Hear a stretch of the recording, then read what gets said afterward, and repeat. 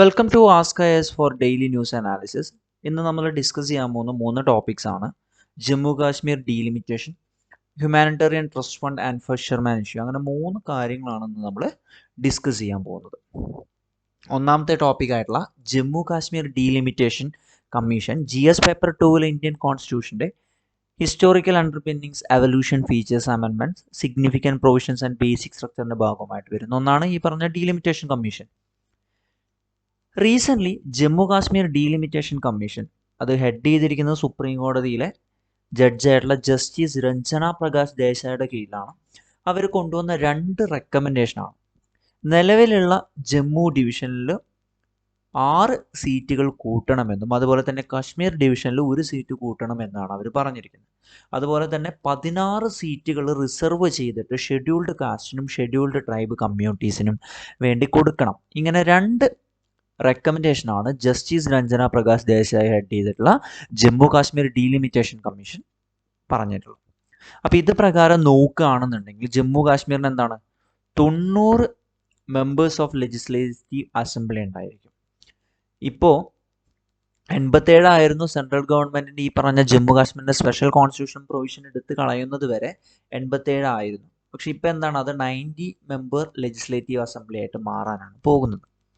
ഇത്തരം റെക്കമെൻഡേഷൻസ് വരുന്നതിൻ്റെ ബേസിസ് എന്താണെന്ന് നോക്കാം. ജമ്മു കാശ്മീർ ഡീലിമിറ്റേഷൻ കമ്മീഷൻ അതിൻ്റെ ഫൈനൽ റിപ്പോർട്ട് കാര്യങ്ങൾ 2011 സെൻസസുമായിട്ട് ബന്ധപ്പെട്ട് കൊടുത്തതാണ്. അതിൽ അവിടുത്തെ ടോപ്പോഗ്രഫി, അവിടുത്തെ ഡിഫിക്കൽട്ട് ടെറൈൻ, അതുപോലെ തന്നെ മീൻസ് ഓഫ് കമ്മ്യൂണിക്കേഷൻ, കൺവീനിയൻസ്, ഇത്രയും കാര്യങ്ങളൊക്കെ ഉൾപ്പെടുത്തിയിട്ടാണ് ഈ പറയുന്ന ഡീലിമിറ്റേഷൻ എക്സസൈസ് കാര്യങ്ങൾ അവർ ഓവർകം ചെയ്തിട്ടുള്ളത്. ഡീലിമിറ്റേഷൻ എക്സസൈസ് ജമ്മു കാശ്മീരിൻ്റെ കേസിൽ എങ്ങനെയൊക്കെയാണ് വന്നിട്ടുള്ളതെന്ന് നോക്കാം. അവരുടെ അവിടെ ഫസ്റ്റ് ഡീലിമിറ്റേഷൻ എക്സസൈസ് നടത്തുന്നത് 25 അസംബ്ലി കോൺസ്റ്റിറ്റ്യുവൻസി എടുത്തുകൊണ്ടാണ്. 1951 ആ ഒരു ഡീലിമിറ്റിംഗ് കമ്മിറ്റി കാര്യങ്ങൾ ക്യാരി ഔട്ട് ചെയ്തത്. ഫസ്റ്റ് ഫുൾ ഫ്ലെഡ്ജഡ് ആയിട്ടുള്ള ഒരു ഡീലിമിറ്റേഷൻ കമ്മീഷൻ വരുന്നത് 1981 അവരുടെ റെക്കമെൻഡേഷൻസ് കാര്യങ്ങൾ 1995 കൊടുത്തതിനനുസരിച്ച് 1981 സെൻസസ് ബേസ് ചെയ്തിട്ടായിരുന്നു. അതിനുശേഷം പ്രത്യേകിച്ച് ഒരു ഡീലിമിറ്റേഷൻ കാര്യങ്ങൾ ഉണ്ടായില്ല. അങ്ങനെ 2020 ഡീലിമിറ്റേഷൻ കമ്മീഷൻ വീണ്ടും കോൺസ്റ്റിറ്റ്യൂട്ട് ചെയ്ത്. അത് ബേസ് ചെയ്തിരിക്കുന്ന സെൻസസ് എന്ന് പറഞ്ഞാൽ 2011 സെൻസസ് ആണ്. അപ്പോൾ അത് പ്രകാരം ഒരു ഏകദേശം ഇപ്പോൾ എന്താണ് 6+1 എന്നുള്ള ലെവലിൽ 7 സീറ്റുകൾ കൂടിയാണ് ഈ പറഞ്ഞ യൂണിയൻ ടെറിട്ടറിയിലെ അടുത്ത കാര്യങ്ങൾ റിസർവേഷൻ അടക്കം ഉൾപ്പെടുത്തി കൊണ്ടുവരാൻ പോകുന്നത്. അപ്പോൾ ഇത് പ്രകാരം നോക്കുകയാണെന്നുണ്ടെങ്കിൽ ഇപ്പോഴത്തെ നിലവിൽ ജമ്മു കാശ്മീരിലുള്ളത് 83 നിന്നും 90 മാറുകയാണ് ചെയ്യുന്നത്. 24 സീറ്റുകൾ ഓൾറെഡി ഈ പറഞ്ഞ POK ഏരിയാസിന് വേണ്ടിയിട്ട് റിസർവ് ചെയ്ത് വിട്ടിട്ടുണ്ട്. അതെപ്പോഴും എന്താണ് വേക്കൻ്റ് ആയിട്ട് തന്നെയാണ് ഇരിക്കുന്നത്. ഓക്കെ, എന്തിനാണ് ഈ ഇത്തരം ഡീലിമിറ്റേഷൻസ് ആവശ്യം, എന്താണ് അതിൻ്റെ ആവശ്യകത എന്നുള്ളത് നോക്കാം. അല്ലെങ്കിൽ എന്താണ് ഡീലിമിറ്റേഷൻ? ഡീലിമിറ്റേഷൻ കമ്മീഷൻ ജമ്മു കാശ്മീരിന് വേണ്ടി കോൺസ്റ്റിറ്റ്യൂട്ട് ചെയ്തിരിക്കുന്നത് സെൻട്രലാണ്.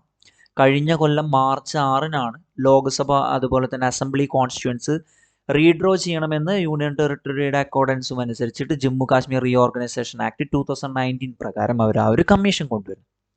ഡീലിമിറ്റേഷൻ ആക്ട് 2002 പാസ് ചെയ്തതും സെൻട്രൽ തന്നെയാണ്. അങ്ങനെ ഓഗസ്റ്റ് 2019 ജമ്മു കാശ്മീരിന് സ്പെസിഫിക് ആയിട്ടുള്ള ബിൽസ് കൊണ്ടുവരുന്നത്. ഡീലിമിറ്റേഷൻ എന്ന് ലിറ്ററലി പറഞ്ഞു കഴിഞ്ഞാൽ ഉദ്ദേശിക്കുന്നത് എന്താ വെച്ച് കഴിഞ്ഞാൽ പുതിയ ബൗണ്ടറീസ് അല്ലെങ്കിൽ ഇപ്പോഴത്തെ നിലവിലുള്ള ബൗണ്ടറീസിൻ്റെ ലിമിറ്റ്സ് കാര്യങ്ങൾ അങ്ങോട്ടും ഇങ്ങോട്ടും ചേഞ്ച് ചെയ്ത് ടെറിട്ടോറിയൽ കോൺസ്റ്റിറ്റ്യുവൻസീസ് ഏതൊക്കെ ലെജിസ്ലേറ്റീവ് ബോഡീസ് കാര്യങ്ങൾ വേണമെന്ന് വേർതിരിക്കുന്നതിനെയാണ് നമ്മൾ ഡീലിമിറ്റേഷൻ എന്ന് പറയുന്നത്. ഈ ഒരു എക്സസൈസ് ക്യാരി ഔട്ട് ചെയ്യുന്ന ആരാണ്? വളരെ പവർഫുൾ ആയിട്ടുള്ള ഒരു കമ്മീഷനാണ് ഡീലിമിറ്റേഷൻ കമ്മീഷൻ എന്ന് പറയുന്നത്. ആ ഒരു കമ്മീഷനെയാണ് ഡീലിമിറ്റേഷൻ കമ്മീഷൻ അല്ലെങ്കിൽ ബൗണ്ടറി കമ്മീഷൻ എന്നുകൂടി വിളിക്കാറുണ്ട്. ഈ ഒരു കമ്മീഷൻ എത്രത്തോളം പവർഫുൾ ആണ് എന്ന് നിങ്ങൾക്ക് ഇനി പറയുന്ന കാര്യത്തിൽ നിന്നും വ്യക്തമാവും. കാരണം ഇവർ പറയുന്ന അല്ലെങ്കിൽ ഇവർ എസ്റ്റാബ്ലിഷ് ചെയ്യുന്ന ഫോഴ്സ് ഓഫ് ലോ അല്ലെങ്കിൽ ഇത്തരം കാര്യങ്ങൾ എന്താണ് ഒരു കോർട്ടിലും ചലഞ്ച് ചെയ്യാൻ പറ്റില്ല എന്നാണ്. ഡീലിമിറ്റേഷൻ കമ്മിറ്റി പറയുകയാണ് ഇന്ന കാര്യങ്ങൾ ചെയ്യണം അല്ലെങ്കിൽ റെക്കമെൻഡേഷൻസ് ഉണ്ട്, ഇത് ഇത്ര രീതിയിൽ മാറ്റി വരയ്ക്കണം, അത് ഫൈനലാണ്. അതിൻ്റെ മുകളിൽ വേറെ ഒരു കോർട്ടിൽ കാര്യങ്ങളൊന്നും നമുക്ക് ചലഞ്ച് ചെയ്യാൻ പറ്റില്ല. ഇത്തരം കമ്മീഷനിൽ ജനറലി ഈ പറയുന്ന ഡീലിമിറ്റേഷൻ കമ്മീഷൻ ആക്ട് 2002 പ്രകാരം നോക്കുകയാണെന്നുണ്ടെങ്കിൽ 3 മെമ്പേഴ്സാണ് ഉണ്ടായിരിക്കുക.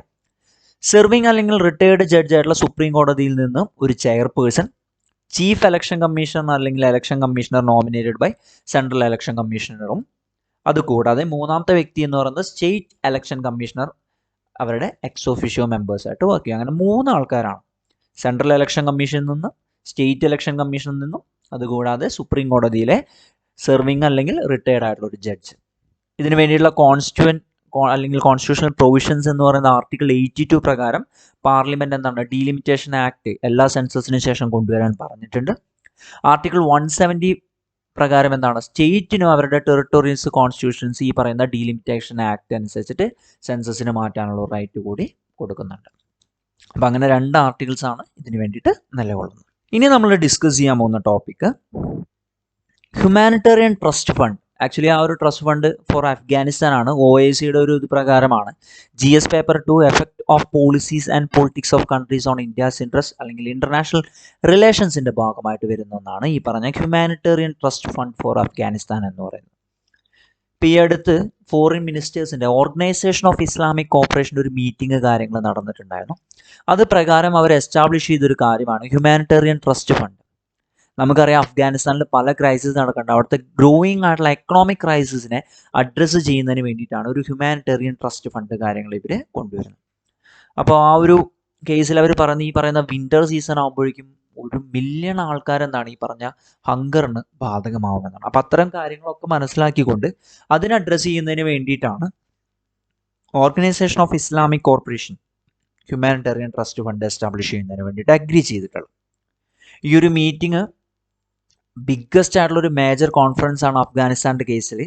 എപ്പോൾ US ബാക്ക് ചെയ്തൊരു ഗവൺമെൻറ് പൊളിഞ്ഞു പോയതിന് ശേഷം നടക്കുന്ന ആദ്യത്തെ മേജർ ആയിട്ടുള്ള ഒരു കോൺഫറൻസ് ആണ് ഈ പറഞ്ഞ OIC അല്ലെങ്കിൽ ഓർഗനൈസേഷൻ ഓഫ് ഇസ്ലാമിക് കോർപ്പറേഷൻ്റെ മീറ്റിംഗ് നടന്നത്. ജൂലൈ 2021 OICയുടെ പല പ്രപ്പോസൽസും കാര്യങ്ങളും ഇന്ത്യയുടെയും പാകിസ്ഥാൻ്റെ ഇടയിലൊക്കെ സംസാരിക്കണമെന്ന് പറഞ്ഞാൽ അതൊക്കെ അവർ റിജക്റ്റ് ചെയ്തിട്ടുണ്ട്. നോക്കാം. ഹ്യൂമാനിറ്റേറിയൻ ട്രസ്റ്റ് ഫണ്ട് എന്ന് പറഞ്ഞതാണ് ഈ ഒരു ഫണ്ട് ഇസ്ലാമിക് ഡെവലപ്മെന്റ് ബാങ്കിലൂടെ ചാനൽ ചെയ്തിട്ട് അഫ്ഗാനിസ്ഥാന്റെ കോർഡിനേഷൻ കാര്യങ്ങൾക്ക് വേണ്ടി യൂസ് ചെയ്യാനാണ് ഉദ്ദേശിക്കുന്നത്. അതായത് അഫ്ഗാനിസ്ഥാന്റെ ഫിനാൻഷ്യൽ ആയിട്ടുള്ള റിസോഴ്സസ് എന്താണ് എക്കണോമിക് കൊളാപ്സിലേക്ക് പോകാതിരിക്കുക, റിയലിസ്റ്റിക് ആയിട്ടുള്ള പാത്വേസിലൂടെ ബില്യൺസ് ഓഫ് ഡോളേഴ്സ് ഫ്രോസൺ ആയിട്ടൊക്കെ കുറേ അക്കൗണ്ട്സ് കാര്യങ്ങളൊക്കെ ഉണ്ട്. അപ്പോൾ അതൊക്കെ എക്സ്പ്ലോർ ചെയ്യാം. അതുപോലെ തന്നെ ഇന്റർനാഷണൽ കമ്മ്യൂണിറ്റിക്ക് വളരെ അർജൻറ്റായിട്ടും സസ്റ്റൈൻഡ് ആയിട്ടുള്ള ഹ്യൂമാനിറ്റേറിയൻ എയ്ഡ് അഫ്ഗാനിസ്ഥാനിലേക്ക് എത്തിക്കാൻ പറ്റുക, അഫ്ഗാൻ റിഫ്യൂജീസിനെ മറ്റു പല കൺട്രീസിലേക്കും ഹൗസ് ചെയ്യുക, ഇത്തരം കാര്യങ്ങളൊക്കെയാണ് ഹ്യൂമാനിറ്റേറിയൻ ട്രസ്റ്റ് ഫണ്ടിലൂടെ അവർ ഉദ്ദേശിക്കുന്നത്. ഇപ്പം സിമിലർ ആയിട്ട് നോക്കുകയാണെന്നുണ്ടെങ്കിൽ യുണൈറ്റഡ് നാഷനും ഒരു ട്രസ്റ്റ് ഫണ്ട് കൊണ്ടുവന്നിട്ടുണ്ട്. United nations special trust fund കൊണ്ടുവന്നിരിക്കുന്നത് ഈ പറയുന്ന അഫ്ഗാനിസ്ഥാൻ്റെ വളരെ അർജന്റ് നീഡഡ് ആയിട്ടുള്ള ക്യാഷ് ഡയറക്റ്റ്ലി അഫ്ഗാനിസ്ഥാനിൽ എത്തിക്കുന്നതിന് വേണ്ടിയിട്ടുള്ള താലിബാന്റെ ഓഗസ്റ്റിലുള്ള ടേക്ക് ഓവറിന് ശേഷം അവർ കൊണ്ടുവന്നൊരു കാര്യമാണ് ഇതെന്ന് പറയുന്നത് യുണൈറ്റഡ് നാഷൻസിന്റെ trust fund by united nation. അപ്പോൾ ഇതിലൂടെ അവർ ഉദ്ദേശിക്കുന്ന ഈ പറയുന്ന അഫ്ഗാൻ ഹൗസ് ഹോൾഡ്സ് കാര്യങ്ങളൊക്കെ റീബിൽഡ് ചെയ്യുക, അത് പെർമിറ്റ് ചെയ്യുന്നതിലൂടെ എന്താണ് അവരുടെ ഒരു ഹോംലാൻഡ് വീണ്ടും ആ ഒരു രീതിയിൽ തന്നെ നിലനിർത്തുക എന്നുള്ള ഒരു ഉദ്ദേശമൊക്കെയാണത്. അപ്പോൾ ഇതിലേക്കൊക്കെ വേണ്ടി ആദ്യമായിട്ട് കോൺട്രിബ്യൂട്ട് ചെയ്തിരിക്കുന്നത് ജർമ്മനിയൊക്കെയാണ്. അപ്പോൾ അത്തരം രീതിയിൽ ഈ പറയുന്ന എന്താണ് അഫ്ഗാനിസ്ഥാനെ സപ്പോർട്ട് ചെയ്യുന്നതിന് വേണ്ടിയിട്ട്. അപ്പോൾ ഈ ഒരു കാര്യത്തിൽ ഇപ്പോൾ മുൻതൂക്കം എടുത്തിട്ടുള്ള ഓർഗനൈസേഷൻ ഓഫ് ഇസ്ലാമിക് കോർപ്പറേഷനെ പറ്റി കൂടി നമുക്കൊന്ന് നോക്കാം. ഓർഗനൈസേഷൻ ഓഫ് ഇസ്ലാമിക് കോർപ്പറേഷൻ അല്ലെങ്കിൽ OIC എന്ന് പറയുന്നത് വേൾഡിലെ തന്നെ സെക്കൻഡ് ലാർജസ്റ്റ് ആയിട്ടുള്ള ഒരു ഇന്റർ ഗവൺമെന്റൽ ഓർഗനൈസേഷൻ ആണ്. യുണൈറ്റഡ് നേഷൻസിന് ശേഷം 57 സ്റ്റേറ്റ്സ് മെമ്പറുള്ള ഒരു ഓർഗനൈസേഷനാണ് ഓർഗനൈസേഷൻ ഓഫ് ഇസ്ലാമിക് കോർപ്പറേഷൻ എന്ന് പറയുന്നത്. Collective voice of Muslim world എന്നാണ് അവർ അറിയപ്പെടുന്നത്. അതായത് മുസ്ലിം ഇൻട്രസ്റ്റുകളും കാര്യങ്ങളുള്ള അവരുടെ അത്തരം കാര്യങ്ങൾ സേഫ് ഗാർഡ് ചെയ്യുന്നതിനും പ്രൊട്ടക്റ്റ് ചെയ്യുന്നതിനും വേണ്ടിയിട്ടുള്ള വേൾഡ് ലെവലിലുള്ള ഒരു ഓർഗനൈസേഷനാണത്. 1969 സെപ്റ്റംബർ 25 കിങ്ഡം ഓഫ് മൊറോക്കോയിൽ നടന്ന റബത്ത് അല്ലെങ്കിൽ ആ ഒരു പെർട്ടിക്കുലർ പ്ലേസിൽ നടന്ന ഒരു ഹിസ്റ്റോറിക്കൽ സമ്മിറ്റിന്റെ ഡിസിഷൻ പ്രകാരമാണ് organisation of Islamic corporation form ചെയ്യുന്നത്. അവരുടെ ഹെഡ് ക്വാർട്ടേഴ്സ് ലൊക്കേറ്റ് ചെയ്തിരിക്കുന്നത് ജദ്ദ, സൗദി അറേബ്യയിലെ ജദ്ദയിലാണ്. ഇനി ഇത് OICയും ഇന്ത്യൻ റിലേഷൻഷിപ്പും നോക്കുകയാണെന്നുണ്ടെങ്കിൽ അവരുടെ 45th session of foreign ministers summit 2018 ബംഗ്ലാദേശാണ് ഹോസ്റ്റ് ചെയ്തത്. ഇന്ത്യ ഈ പറയുന്ന ഇന്ത്യയിലും 10% ഓഫ് വേൾഡ്സിന്റെ മുസ്ലിം പോപ്പുലേഷൻ ഉള്ളത് കൊണ്ട് ഇന്ത്യൻ ഒബ്സർവേഷൻ സ്റ്റാറ്റസും കാര്യങ്ങളും കൊടുത്തിട്ടുണ്ട്. പക്ഷെ ആ ഒരു പ്രപ്പോസലിനെ പാകിസ്ഥാൻ എതിർക്കുകയൊക്കെ ചെയ്തിട്ടുണ്ടായിരുന്നു. 2019 നോക്കുകയാണെന്നുണ്ടെങ്കിൽ ഈ പറഞ്ഞ ഫോറിൻ മിനിസ്റ്റേഴ്സ് മീറ്റിംഗിൽ ആദ്യമായിട്ട് ഗസ്റ്റ് ഓഫ് ഓണർ പൊസിഷനിൽ ഇന്ത്യ ആദ്യമായിട്ട് പങ്കെടുക്കുകയും ചെയ്തു. അപ്പോൾ ഒരു ഡിപ്ലോമാറ്റിക് വിക്ടറി ഒക്കെ ആയിട്ട് നമുക്ക് കാണാൻ പറ്റും. ഇതിന്റെ മെമ്പർ കൺട്രീസ് OIC കൺട്രീസിലെ മെമ്പർ കൺട്രീസിന്റെ കേസിൽ നോക്കുകയാണെന്നുണ്ടെങ്കിൽ UAE, സൗദി അറേബ്യ അത്തരം കൺട്രീസൊക്കെ ആയിട്ട് നമുക്ക് ഇന്ത്യക്ക് വളരെ നല്ല റിലേഷൻ തന്നെയാണുള്ളത്. അതുപോലെ തന്നെ ഇവിടുത്തെ 2017 റിപ്പബ്ലിക് ഡേ സെലിബ്രേഷൻസിന്റെ ഭാഗമായിട്ട് അബുദാബി പ്രിൻസ് കാര്യങ്ങളൊക്കെ വന്നിട്ടുണ്ട്. അപ്പം അത്തരം രീതിയിൽ നമുക്കൊരു നല്ല റിലേഷൻ ഇതിലത്തെ പല രാജ്യങ്ങളുമായിട്ടുണ്ട്. ഇനി ഇത്തരം ഫണ്ട് അവർ ചാനലൈസ് ചെയ്യുന്നത് ഇസ്ലാമിക് ഡെവലപ്മെന്റ് ബാങ്കിലൂടെയാണ്. ഇസ്ലാമിക് ഡെവലപ്മെന്റ് ബാങ്ക് എന്ന് പറഞ്ഞാൽ ഈ പറഞ്ഞ മാതിരി തന്നെ എന്താണ്, ഒരു ഇന്റർനാഷണൽ ഫിനാൻഷ്യൽ ഇൻസ്റ്റിറ്റ്യൂഷൻസ് ആണ്. അവർ അത് ഉദ്ദേശിക്കുന്ന കാര്യം എന്താണ്, declaration of intent issues by the conference of finance ministers of Muslim country. Muslim കൺട്രീസിലെ ഫിനാൻസ് മിനിസ്റ്റേഴ്സ് കാര്യങ്ങളും കോൺഫറൻസ് പ്രകാരം എന്താണ്, അവർ ജദ്ദയിൽ വെച്ച് 1973 പറഞ്ഞത് പ്രകാരം വന്നൊരു കാര്യം തന്നെയാണ് ഇസ്ലാമിക് ഡെവലപ്മെന്റ് ബാങ്ക് എന്ന് പറയുന്നത്. അപ്പോൾ അവർ അതിലൂടെ സോഷ്യൽ പ്രോഗ്രസ് കൊണ്ടുവരിക, മുസ്ലിം കമ്മ്യൂണിറ്റീസിന് വേണ്ടിയിട്ടുള്ള സോഷ്യൽ പ്രോഗ്രസ്, എക്കണോമിക് ഡെവലപ്മെന്റ് കാര്യങ്ങൾ ഉറപ്പുവരുത്തുന്നതിന് വേണ്ടിയിട്ടുള്ള, അതുപോലെ തന്നെ ഷറിയത്തിലോ അല്ലെങ്കിൽ ഇസ്ലാമിക് ലോയുടെ അക്കോർഡൻസിൽ വരുന്ന ഒരു കാര്യം കൂടിയാണ് ഇതെന്ന് പറയുന്നത് ഇസ്ലാമിക് ഡെവലപ്മെന്റ് ബാങ്ക് എന്ന് പറയുന്നത്. അപ്പോൾ ഒരുപാട് പ്രൊഡക്റ്റീവ് ആയിട്ടുള്ള പ്രൊജക്റ്റുകൾ അല്ലെങ്കിൽ എന്റർപ്രൈസസിന് വേണ്ടിയിട്ടുള്ള വളരെ വലിയ ലോണുകൾ അല്ലെങ്കിൽ ക്യാപിറ്റലും കാര്യങ്ങളും കൊടുക്കുന്നതൊക്കെ ഈ പറഞ്ഞ ഇസ്ലാമിക് ഡെവലപ്മെന്റ് ബാങ്ക് ചെയ്യുന്നുണ്ട്. അപ്പോൾ ഇത് ഇപ്പോഴത്തെ നിലവിൽ നോക്കുകയാണെന്നുണ്ടെങ്കിൽ ഏകദേശം 56 രാജ്യങ്ങളാണ് ഇതിൻ്റെ മെമ്പർഷിപ്പും ഉള്ളത്. ഇനി നമ്മൾ ഡിസ്കസ് ചെയ്യാൻ പോകുന്നത് fisherman issue with Sri Lanka, GS paper 2 international റിലേഷൻസിന്റെ ഭാഗമായിട്ട് effect of policies and politics of countries on India ഇൻഡസ്ട്രിയിൽ വരുന്ന ഒരു ടോപ്പിക്കാണിത്. റീസെൻ്റ്ലി തമിഴ്നാട്ടിൽ നിന്നുള്ള 43 ഫിഷർമാൻമാരെയാണ് റീസെൻ്റ്ലി അറസ്റ്റ് ചെയ്ത് ശ്രീലങ്കൻ നേവൽ പേഴ്സൺസ്. ഏകദേശം നോക്കുകയാണെന്നുണ്ടെങ്കിൽ 284 ഇന്ത്യൻ ഫിഷർമാനാണ് ഈ പറഞ്ഞ 2019-2020 കാലഘട്ടത്തിൽ അറസ്റ്റ് ചെയ്യപ്പെട്ടുള്ളത്. 2020 fourth meeting of the India Sri Lanka joint working group ഫിഷറീസിന് വേണ്ടിയിട്ടുള്ള വെർച്വൽ മോഡ് കാര്യങ്ങളൊക്കെ മീറ്റിംഗ് കാര്യങ്ങളൊക്കെ നടത്തിയിട്ടുണ്ടായിരുന്നു. എന്താണ് ഇതിൻ്റെ കാര്യങ്ങളെന്ന് നോക്കാം. ഇന്ത്യയും ശ്രീലങ്കയും ഫിഷർമാൻസ് പാക് ബേയിൽ അല്ലെങ്കിൽ കാലങ്ങളായിട്ട് അവിടെ മീൻ പിടിക്കുന്ന ആൾക്കാരാണ്. അപ്പോൾ പാക് ബേ എന്ന് പറയുന്ന ഒരു സെമി എൻക്ലോസ്ഡ് ആയിട്ടുള്ള ഒരു ഷാലോ വാട്ടർ ബോഡിയാണ്. നമ്മുടെ സൗത്ത് ഈസ്റ്റ് കോസ്റ്റ് ഓഫ് ഇന്ത്യയുടെയും ശ്രീലങ്കയുടെയും ഇടയിൽ കാണുന്ന ഒരു വാട്ടർ ബോഡിയാണ് പാക് ബേ എന്ന് പറയുന്നത്. ഇവിടെ പ്രോബ്ലം എമർജ് ചെയ്ത് വരുന്നത് 1974 ഒരു മാരി ടൈം അഗ്രിമെന്റ് നമ്മൾ ഇന്ത്യയും ശ്രീലങ്കയും സൈൻ ചെയ്തിട്ടുണ്ടായിരുന്നു. ഇൻഫാക്ട് ഇനീഷ്യലി 1974 ബോർഡർ അഗ്രിമെന്റ് വലിയ കാര്യമായിട്ട് ഫിഷിങ്ങിനൊന്നും എഫക്റ്റ് ചെയ്തിട്ടുണ്ടായിരുന്നില്ല. പക്ഷേ 1976 എന്ത് സംഭവിച്ചു, ചില എക്സ്ചേഞ്ച് ഓഫ് ലെറ്റേഴ്സ് പ്രകാരം ഇന്ത്യയും ശ്രീലങ്കയും എന്താണ്, മറ്റുള്ളവരുടെ, അതായത് ഇന്ത്യ ശ്രീലങ്കക്കാരുടെ നിന്നും ശ്രീലങ്കക്കാരെ ഇന്ത്യൻ വാട്ടേഴ്സിൽ നിന്നും ഫിഷിങ് ചെയ്യില്ല എന്ന് അഗ്രി ചെയ്തു. അതാണ് പിന്നീട് ചേഞ്ച് കൊണ്ടുവരുന്നത്. അപ്പോൾ 1974 അല്ലെങ്കിൽ 1976 ഇത്തരം ട്രീറ്റീസ് കാര്യങ്ങൾ ഡിമാർക്കേറ്റ് ചെയ്യുന്നുണ്ട്. രണ്ട് കൺട്രീസിൻ്റെയും ഇന്റർനാഷണൽ മാരിടൈം ബൗണ്ടറി ലൈൻ അല്ലെങ്കിൽ IMBL ഡിമാർക്കേറ്റ് ചെയ്തു. അപ്പോൾ ഈ പറയുന്ന ട്രീറ്റീസ് കാര്യങ്ങൾ എൻഡപ്പ് ചെയ്തതിൽ നിന്നും മനസ്സിലാവുന്ന കാര്യം, പാക് സ്ട്രേറ്റ് ഇന്ത്യനും ശ്രീലങ്കേനെയും കണക്ട് ചെയ്യുന്ന ഈ പാക് സ്ട്രേറ്റ് എന്താണ്, ഒരു 2 നാഷൻ പോണ്ടാണ്. രണ്ടാൾക്കും ബോർഡർ ആയിട്ട് വരുന്ന ഒന്നാണ് ഈ പറയുന്ന പാക് സ്ട്രേറ്റ് എന്ന് പറയുന്നത്. അങ്ങനെ അതിനെ മെൻഷൻ ചെയ്തിരിക്കുന്ന United Nations convention on the law of sea അല്ലെങ്കിൽ UN ക്ലോസ് പ്രകാരമാണ്. അത് മറ്റു തേർഡ് കൺട്രീസിന് കാര്യങ്ങൾക്ക് എന്താണ് അവരിൽ നിന്ന് എക്സ്ക്ലൂഡ് ചെയ്തിരിക്കുന്നത്. അപ്പോൾ സിംപ്ലി പറയുകയാണെന്നുണ്ടെങ്കിൽ ഈ പറയുന്ന ബൈലാറ്ററൽ അഗ്രിമെന്റ്സ് എന്ത് ചെയ്യുന്നുണ്ട്, ഇന്റർനാഷണൽ ഫിഷിങ്ങും ഷിപ്പിങ്ങും ബാൻ ചെയ്യുന്നുണ്ട്. അപ്പോൾ ആ ഒരു ബാനിങ് വന്നത് കാരണമാണ് ഇത്തരം പറയുന്നത്. പക്ഷേ ഇതിന്റെ പ്രശ്നം എന്താ, ഈ പറഞ്ഞ കാര്യങ്ങൾ ഇവിടെ നിയമപരമായിട്ട് മാർക്ക് ചെയ്യുന്ന ആൾക്കാർക്കൊക്കെ അറിയുള്ളൂ. അവിടെ കടലിൽ മീൻ പിടിക്കാൻ പോകുന്ന ആൾക്കാർക്ക് പ്രോപ്പർ ആയിട്ടുള്ള ഒരു ബൗണ്ടറി കാര്യങ്ങളൊന്നും അറിയില്ല. അപ്പോൾ ഫിഷർമാൻ എന്താണ് പ്രോപ്പർ ആയിട്ടുള്ള ബൗണ്ടറി അറിയാത്ത സമയത്ത് ഈ മാരിടൈം അഗ്രിമെന്റ് അല്ലെങ്കിൽ ബൗണ്ടറി അഗ്രിമെന്റ്സ് സൈൻ ചെയ്തിട്ടുണ്ടെങ്കിലും ഫിഷർമാൻ കമ്മ്യൂണിറ്റീസ് എന്ത് ചെയ്യും, പാക് ബേയിൽ ഏകദേശം നോക്കുകയാണെന്നുണ്ടെങ്കിൽ ഒരു 1983 വരെ അങ്ങോട്ടും ഇങ്ങോട്ടൊക്കെ പോയിട്ട് പിടിച്ചിട്ടുണ്ട്, മീൻ പിടിച്ചിട്ടുണ്ട്.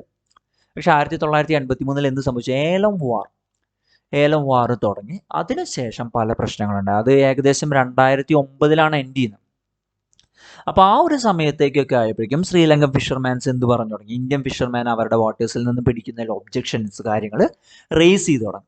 അത് പ്രകാരമൊക്കെയാണ് ഇന്ത്യൻ ശ്രീലങ്ക അഗ്രി ചെയ്തിട്ടൊരു ജോയിന്റ് വർക്കിംഗ് ഗ്രൂപ്പ് 2016 തുടങ്ങി പല മീറ്റിംഗ്സും കാര്യങ്ങളൊക്കെ കൊണ്ടുവന്ന് ഒരു പെർമനന്റ് ആയിട്ടുള്ള ഇത്തരം ഫിഷർമാൻ ഇഷ്യൂസിനെ എങ്ങനെ ഓവർകം ചെയ്യാമെന്നൊക്കെ പഠിച്ചു. അപ്പോഴാണ് അടുത്തൊരു കാര്യം കൂടി നമ്മൾ ഈ ഒരു കാര്യത്തിൽ ശ്രദ്ധിക്കേണ്ടത്, കച്ചദ്വീപ് ഐലൻഡ് ഇഷ്യൂ. സ്മോളസ്റ്റ് ആയിട്ടുള്ള ഒരു ഐലറ്റാണ് കച്ചദ്വീപ് എന്ന് പറയുന്നത്. ഫിഷർമാൻ അവരുടെ പിടിച്ച ഈ പറഞ്ഞ മീനുകളും അതുപോലെ തന്നെ ഡ്രൈ ചെയ്യുന്നതിനും കാര്യങ്ങൾക്കൊക്കെ യൂസ് ചെയ്യുന്നതാണ്. പക്ഷേ ഇതെന്താണ്, നമ്മുടെ ഇന്റർനാഷണൽ മാരിടൈം ബോർഡറിന്റെ അപ്പുറത്താണ്, ബോർഡർ ലൈനിന്റെ അപ്പുറത്താണ്. അപ്പോൾ അതുകൊണ്ട് എന്ത് ചെയ്യുന്നുണ്ട്, ഇത്തരം സമയത്ത് ചില സമയത്ത് നമ്മുടെ ജീവിതം പോലും എന്താണ് റിസ്ക് ചെയ്തിട്ടൊക്കെ അവർ IMBL ക്രോസ് ചെയ്തിട്ട് പോവാറുണ്ട്. അപ്പോൾ അങ്ങനെയൊക്കെയുള്ള സമയത്ത് ശ്രീലങ്കൻ നേവി എന്താണ് വളരെ അലേർട്ടായിട്ടിരിക്കും. അവരിവരുടെ ഫിഷർ നെറ്റ്സ് കാര്യങ്ങൾ ഡെസ്ട്രോയ് ചെയ്യുക, അവരെ അറസ്റ്റ് ചെയ്ത് കൊണ്ടുപോയി ഇത്തരം കാര്യങ്ങളൊക്കെ സംഭവിക്കാറുണ്ട്. ഇത് വീണ്ടും അങ്ങോട്ടും ഇങ്ങോട്ടും ഈ പറയുന്ന കാര്യങ്ങൾ കണ്ടിന്യൂ ചെയ്തുകൊണ്ട് നമ്മൾ സ്ഥിരം പേപ്പറുകളിൽ വായിക്കുന്നുണ്ട്. അതായത് സംഭവം ഇത്രയേ ഉള്ളൂ. ആ പറഞ്ഞ സൗത്ത് ഈസ്റ്റേൺ കോസ്റ്റിലും അല്ലെങ്കിൽ ഈ പറഞ്ഞ ശ്രീലങ്കയിലും ഒരുപാട് പേര് ജീവിക്കുന്നത് ഈ മീൻപിടുത്തത്തിലൂടെ തന്നെയാണ്. പക്ഷെ 1976 ഈ മാരിടൈം ബൗണ്ടറി അഗ്രിമെന്റ് കാര്യങ്ങൾ വന്നപ്പോൾ ഇത് കുറച്ച് ബുദ്ധിമുട്ടായി തുടങ്ങി. അതുപോലെ തന്നെ ഇന്ത്യയുടെ കേസിൽ എന്താണെന്ന് വെച്ച് കഴിഞ്ഞാൽ കുറേ ഫിഷർമാൻമാരെ ട്രോളിങ് ചെയ്യുന്നുണ്ട്. പക്ഷേ ട്രോളിങ് എന്ന് പറയുന്നത് ശ്രീലങ്കയെ സംബന്ധിച്ച് എന്താണ്, ബാൻഡാണ്. അപ്പം അങ്ങനെ പല രീതിയിൽ ഈ പറയുന്ന ഫിഷർമാൻ ഇഷ്യൂസ് ഉണ്ടാവുന്നുണ്ട്. ഇതിനൊക്കെ നമുക്ക് ഓവർകം ചെയ്യാൻ വേണ്ടിയിട്ട് പല റിലേറ്റഡ് ആയിട്ടുള്ള ഇനീഷ്യേറ്റീവ്സ് കാര്യങ്ങൾ എടുത്തിട്ടുണ്ട്. IMBL എന്ന് പറയുന്ന ഒരു ഇമാജിനറി ആണ്, പക്ഷെ ജിയോ ടാഗ്ഡ് ആണ്. അതുകൊണ്ട് തന്നെ ഫിഷർമാൻ കാര്യങ്ങൾ GPS ഉപയോഗിക്കുകയാണെന്നുണ്ടെങ്കിൽ, GPS സെറ്റുകൾ കാര്യങ്ങൾ ഉപയോഗിക്കുകയാണെന്നുണ്ടെങ്കിൽ നമുക്ക് ആ ഒരു ബൗണ്ടറി ക്രോസ് ചെയ്യാതിരിക്കാൻ ശ്രമിക്കാം. രണ്ടാമത്തെ ഡീപ് സീ ഫിഷിംഗ് സ്കീം, ഒരു ആൾട്ടർനേറ്റീവ് ആയിട്ടുള്ള ട്രോളിങ്ങിന് പകരം കൊണ്ടുവന്നിട്ടുള്ള തമിഴ്നാടിലെ ഫിഷർമാൻമാർ ഈ പറയുന്ന പാക് ബേയിൽ കാര്യങ്ങൾ കൊണ്ടുവരുന്ന ഒന്നാണ് ഈ പറയുന്ന ഡീപ് സീ ഫിഷിംഗ് എന്ന് പറയുന്നത്. അപ്പോൾ ട്രോളേഴ്സ് കാര്യങ്ങൾ ഉപയോഗിക്കാതെ എന്താണ്, അവർ ആ ഒരു പെർട്ടിക്കുലർ ടൈമിൽ കാര്യങ്ങൾ മാത്രം അത് ചെയ്യാം. അപ്പോൾ അത്തരം രീതിയിൽ നമ്മൾ പ്രോപ്പറായിട്ട് അത് ചാനലൈസ് ചെയ്ത് കൊണ്ടുപോകണമെന്നുണ്ടെങ്കിൽ ഈ പറഞ്ഞ രണ്ട് രാജ്യങ്ങൾ തമ്മിലുള്ള പ്രശ്നങ്ങൾ കാര്യങ്ങൾ നമുക്ക് ഒഴിവാക്കാം. അപ്പോൾ അങ്ങനെ ഒരു ബ്ലൂ റെവല്യൂഷൻ തന്നെ സ്കീമിലൂടെ നമുക്ക് എന്താണ് നല്ല രീതിയിൽ ഈ പറഞ്ഞ ശ്രീലങ്കയായിട്ടുള്ള മാരിടൈം ബൗണ്ടറി ഇഷ്യൂസ് കാര്യങ്ങൾ നമുക്ക് കുറയ്ക്കാൻ സാധിക്കും. അപ്പോൾ ഇത്രയാണ് നമുക്ക് ഡിസ്കസ് ചെയ്യാനുള്ള 3 ടോപ്പിക്സ് ആണ് നമ്മൾ ഇന്ന് ഡിസ്കസ് ചെയ്യുന്നത്. Jammu Kashmir delimitation, humanitarian trust fund അഫ്ഗാനിസ്ഥാൻ്റെ കേസിൽ, അതുപോലെ തന്നെ fisherman issue. That's all friends. Thank you all of you.